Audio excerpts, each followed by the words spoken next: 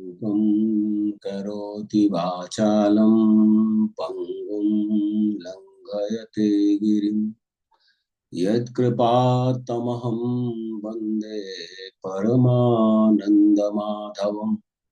ॐ नमो भगवते वासुदेवाय नमः। ॐ नमो भगवते वासुदेवाय नमः। ओम नमो भगवते वासुदेवाय नमः। देवियों एवं सज्जनों, गोस्वामी तुलसीदास जी महाराज द्वारा विरचित श्री रामचरितमानस के बाल कांड में निहित कतिपय प्रसंग आपके समक्ष प्रस्तुत करने हेतु उपस्थित हूं। सुधी श्रोतागण, मर्यादा पुरुषोत्तम प्रभु श्री राम जो साक्षात परब्रह्म परमेश्वर के मानव स्वरूप हैं, वह त्रेता युग में मानव स्वरूप में प्रकट होकर विभिन्न प्रकार की लीलाओं के माध्यम से मानवता को संदेश देते हैं। प्रेम का, करुणा का, दया का, क्षमा का।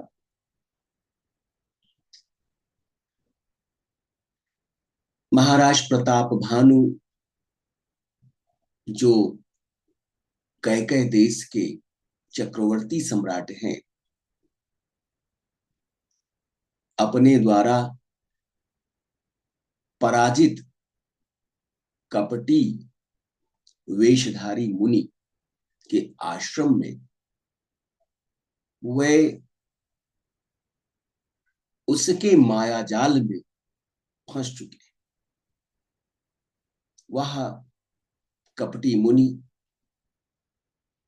अपने को अंतर्यामी स्वयंभू बताकर राजा प्रताप भानु को सम्मोहित कर चुका है।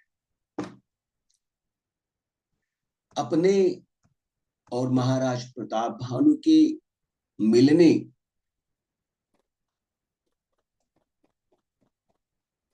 की उस घड़ी को वह किसी से प्रकट करने हेतु सदा सर्वदा रोक रहा है। ताते मैं तुही बर जाऊं राजा, कहे कथा तव परम यकाजा।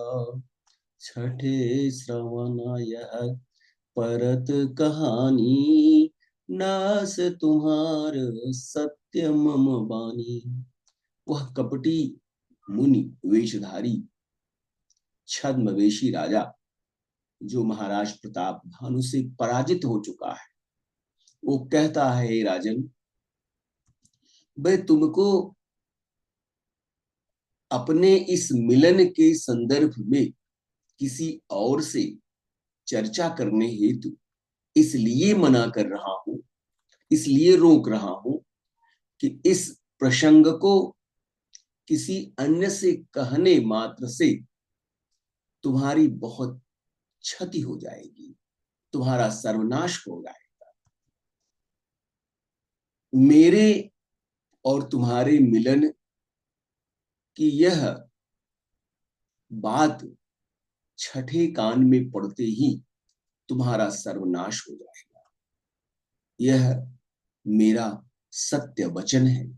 यह प्रगटे अथवा द्विज श्रापा, नास तोर सुनु भानु प्रतापा। आन उपाय निधन तव नाही, जो हरिहर को पही मन माही।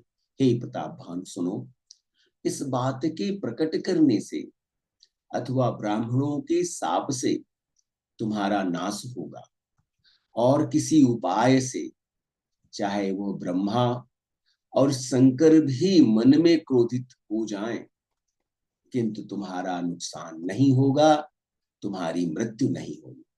सत्यनाथ पद गही नृप भाखा, द्विज गुर को कहु को राख, राखई गुर जो को विधाता, गुरु विरोध नहीं को जग त्राता। राजा ने उस कपटी मुनि के चरण को पकड़कर कहा, हे स्वामी, यह सत्य है, ब्राह्मण और गुरु के क्रोध से कोई रक्षा नहीं कर सकता है। यदि ब्रह्मा भी क्रोध करें तो गुरु बचा लेते हैं, किंतु गुरु के विरोध करने पर इस संसार में कोई भी रक्षा करने वाला नहीं है। जो न चलब हम कहे तुम्हारे, हो नास नहीं सोच हमारे, ये कहीं डर डरपत मन मोरा, प्रभु महिदेव श्रापयति घोरा।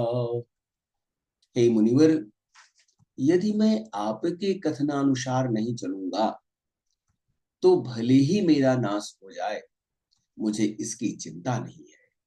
मेरा मन तो, हे प्रभु, केवल इस बात से भयभीत है कि ब्राह्मणों का शाप अत्यंत भयानक होता है। होहि बेप्र बस कवन विधि, कहु कृपा करिसो, तुम तज दीन दयाल निज, हेतु न देखो को। हे ब्राह्मण, किस प्रकार वे ब्राह्मण किस प्रकार से वश में हो सकते हैं, कृपया यह भी बताइए। हे दीन बंधु, हे दीन दयाल, आपको छोड़कर किसी और को मैं अपना कल्याण करने वाला नहीं देखता। सुन नृप विविध जतन जग माही, कष्ट साध्य पुनि हो ही कि नाही, अहैये कयति सुगम उपाई, तहाँ परंतु एक कठिनाई। वो तपस्वी बोला, हे राजन, सुनो, इस संसार में उपाय तो अनेक हैं, किंतु वह सभी उपाय कष्ट साध्य हैं, बड़ी कठिनाई से बनने वाले हैं। इस पर भी सिद्ध ना हो या हो ही जाए, उनकी सफलता निश्चित नहीं है। हाँ, एक उपाय अत्यंत सरल है, परंतु उनमें एक कठिनाई है। मम याधीन जुगुति नृप सोई, मोर जाव तब नगर न होई, आजु लगे यरु जब ते भयऊ, काहू के गृह ग्राम न गयो। हे राजन, वह युक्ति तो कठिन है, किंतु मेरे हाथ में है, पर मेरा जाना तुम्हारे नगर में नहीं हो सकता है। मैं जब से पैदा हुआ हूं, तब से आज तक मैं किसी के घर अथवा गांव नहीं गया। जो न जाऊं तब होई अकाजू, बनायस मंजस आजू, सुनु महिष बोले मृदुबानी, नाथ निगम यसी नीति बखानी। परंतु परंतु यदि नहीं जाता हूं तो तुम्हारा काम बिगड़ता है। आज यह अत्यंत असमंजस का समय है। यह सुनकर महाराज प्रताप भानु कोमल वाणी में बोले, हे नाथ, वेदों की ऐसी नीति कही गई है कि बड़े सने हैं लघुन पर करही, गिर निज सिरनी सदा तृण धरही। जल दिय गाध मौली बह फेनु, संतत धरनी धरत सिर रेनु। हे भगवान, ऐसा वेदों में उल्लिखित है कि बड़े लोग सदैव छोटों पर स्नेह करते हैं। पर्वत सदैव अपने सिर पर तिनकों को, घास को धारण किए रहते हैं। अगाध समुद्र अपने मस्तक पर फेन को धारण करता है और धरती अपने सिर पर सदा धूलि को धारण किए रहती है। अस कही गहे नरेश पद, स्वामी हो कृपाल। मोहि लागी दुख सहिय प्रभु, सज्जन दीन दयाल। ऐसा कहकर महाराज प्रताप भानु मुनि के चरणों पर गिर पड़े और कहा, हे स्वामी, आप मुझ पर कृपा कीजिए। आप संत हैं, दीन दयालु हैं, अतः हे प्रभु, मेरे लिए इतना कष्ट अवश्य सहिए। महाराज प्रताप भानु पूर्ण रूपेण उस कपटी मुनि के माया जाल में फंस चुके हैं। वस्तुतः जो भवतव्यता होती है, जो होने वाला होता है, उस पर किसी का बस नहीं होता है। किसी भी दशा में भवतव्यता को, भावी को, भविष्य में होने वाली किसी घटना को रोका नहीं जा सकता है।